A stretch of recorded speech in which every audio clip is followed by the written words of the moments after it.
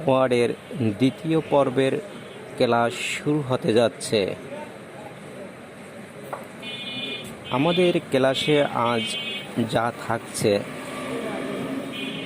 কিভাবে আমরা টাইপিস্ট করে সেভ করব এবং আনডু করব এবং কিভাবে আমাদের লেখাগুলো হারিয়ে গেলে কিভাবে তা ফিরিয়ে আনব তা আপনারা দেখতে পাবেন। প্রথমে আমরা সফটওয়্যারটি ওপেন করব। এই আপনারা দেখতে পাচ্ছেন সফটওয়্যারটি। এই সফটওয়্যারটিতে দুইবার ক্লিক করুন।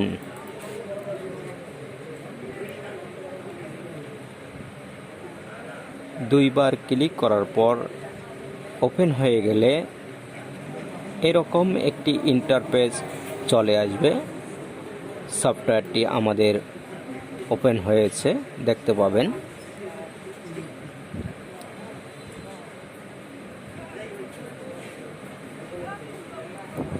কাজ করার পূর্বে একটু আপনাদেরকে টুলবার এবং মেনুবার সম্পর্কে একটু পরিচয় করিয়ে দিই। আমরা উপরে দেখতে পাচ্ছি home, insert, page layout, reference, mailing, review, view, add ins. এইগুলো আমরা যেগুলো দেখতে পারতেছি এইটার নাম হচ্ছে মেনুবার। এই মেনুবারের নিচে আমরা যতগুলো অপশন দেখতেছি এগুলো হচ্ছে টুলস বার। এই টুলসগুলো বিভিন্ন আমাদের কাজে ব্যবহৃত হয়। প্রিয় বন্ধুরা, এখন আমরা দেখব কিভাবে টাইপিস্ট করতে হয়। যদি আমরা ইংরেজিতে টাইপিং করি তাহলে আমাদেরকে এখানে ইংরেজি দেখাতে হবে, অর্থাৎ ফন্টটি ইংলিশ ফন্টের করে দিতে হবে।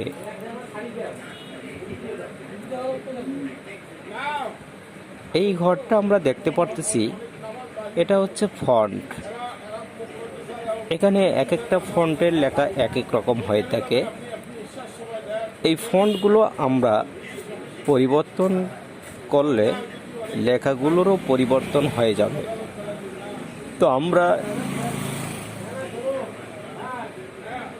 যখন লেখা পরিবর্তন করতে যাব, শুধু এটা নয়, আমাদের এই যে দেখতে পারতেছেন 52, বিজয় 52, এই বিজয় 52 এটাতে আপনারা ইংরেজি মার্ক করে দেবেন। এখানে বিজয় ক্লাসিক, ইংলিশ, ইউনিকোড। যদি ইংরেজি লিখতে যান তাহলে আপনাদেরকে এটা ইংরেজি করে দিতে হবে, আর যদি বাংলা করতে যান তাহলে আপনাদেরকে বিজয় ক্লাসিক করতে হবে। ইউনিকোডের ব্যবহার কিছু কিছু নেটের লেখা না আসলে ইউনিকোড ধরে লিখতে হয়। যেমন আমরা মজিলা ফায়ারবক্সে সাধারণত দেখা যায় আমরা বিজয় ইউনিকোড ব্যবহার করতে পারি না। ইউনিকোড আমরা বাংলা লিখতে গেলে ইউনিকোড ব্যবহার করতে পারি। তো যাও, এখানে বিজয় বাংলার ক্ষেত্রে হচ্ছে বিজয় ক্লাসিক, ইংলিশের ক্ষেত্রে হচ্ছে ইংলিশ। এখানে ইংলিশ করার পরে আমরা এখানে সিলেক্ট করব, এটাকে সিলেক্ট করব। সিলেক্ট করে কিবোর্ডে আমরা লিখব শতনি এমজি, শতনি এম জে, শতন এম জে, অর্থাৎ এটা বাংলা হয়ে গেল। বাংলা এখানে যদি আমরা ফন্ট দেই তাহলে বিজয় 52তেও বিজয় ক্লাসিক করতে হবে। তাহলে আমরা এখানে বাংলা টাইপিস্ট করতে পারবো।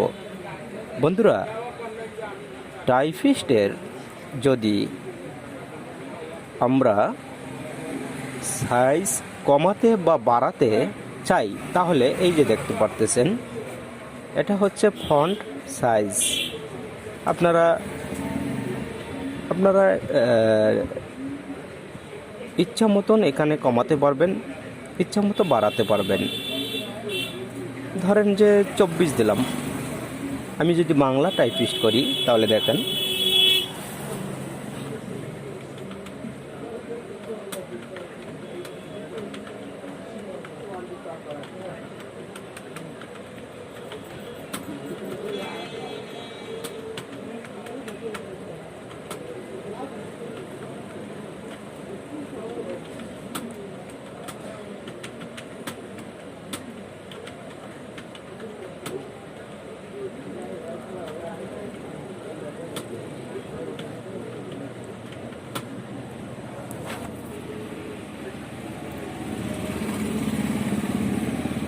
তাহলে আমরা বাংলা এভাবে এখানে শতুনি এমজি ব্যবহার করে, এখানে বিজয় ক্লাসিক ব্যবহার করে আমরা টাইপিস্ট করতে পারবো।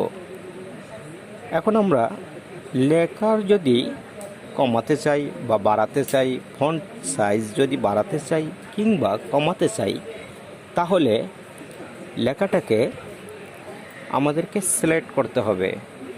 মাউস পয়েন্ট ধরে লেখাটাকে মার্ক করতে হবে। মার্ক করার পর এখানে দেখতে পারতেছেন ফন্ট সাইজ। এই ফন্ট সাইজ আপনারা কমায় দিলে ছোট হবে, যদি বাড়ায় দেন তাহলে বড় হবে, যদি এটাকে আরও বড় করে বড় হবে। এটা আপনাদের উপর নির্ভর করবে, কাজের পরিধির উপর নির্ভর করবে। এখন দেখব অ্যালাইন লেখা। কখনো আমাদের মিডল পয়েন্টের দরকার হয়, কখনো লেফট সাইডে দরকার হয়, কখনো রাইট সাইডে দরকার হয়। যদি আমরা এই লেখাটাকে আমরা মিডল পয়েন্টে করতে চাই, তাহলে এই যে আমরা দেখতেছি এখানে সেন্টার পয়েন্ট, এই সেন্টার পয়েন্টে যদি আমরা ক্লিক করি তাহলে আমাদের টাইপিস্টগুলো লেখাগুলো মিডল পয়েন্টে চলে আসবে। আর যদি এটাকে আমরা ডানে আমরা যদি নিয়ে আসতে চাই, তাহলে অ্যালাইন টেক্সট রাইটে ক্লিক করতে হবে। এখানে ক্লিক করলে তাহলে ডান দিকে লেখাগুলো চলে আসবে। এই যে নিচের লেখাটা দেখেন ডান দিকে চলে যাচ্ছে। এখন আমি যদি এখানে লেফট অ্যালাইন টেক্সট লেফট সাইডে ক্লিক করি, তাহলে দেখেন নিচের লেখাটা এদিকে চলে আসবে। এই যে লেফটে চলে যাচ্ছে।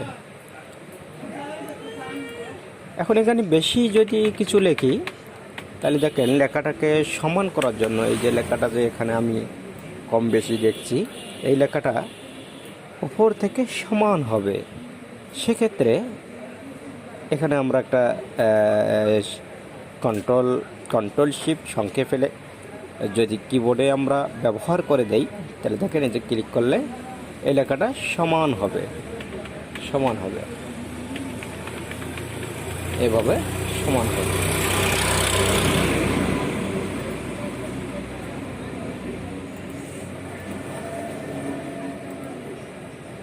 এভাবে সমান হবে। প্রিয় বন্ধুরা, আমাদের লিখতে লিখতে বিদ্যুৎ যদি কখনো চলে যায় বা লেখা যদি হারিয়ে যায়, এই লেখাটা হারিয়ে গেছে বা কেটে গেছে, এই লেখাটাকে আমরা ফিরিয়ে কিভাবে নিয়ে আসব? সেক্ষেত্রে আমাদের আনডু টাইপিস্ট করতে হবে। এই যে দেখতে পাচ্ছেন আনডু প্যারাগ্রাফ অ্যালাইনমেন্ট।